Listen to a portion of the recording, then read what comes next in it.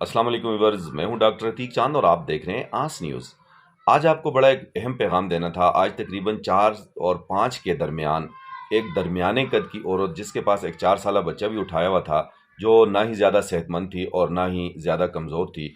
हमारे जो कोहिनूर टीवी की हज़ारा डिवीज़न के इंचार्ज हैं उमर ख़त्ताब भाई, उनकी शॉप पे आई और 5,000 रुपये खुला लेने के लिए उन्होंने उमर भाई को दिया। उमर भाई ने कहा कि जी मेरे पास तो खुले नहीं है, लेकिन बहरहाल मैं देखता हूँ कि कहीं से आपको खुले करवा के दूँ।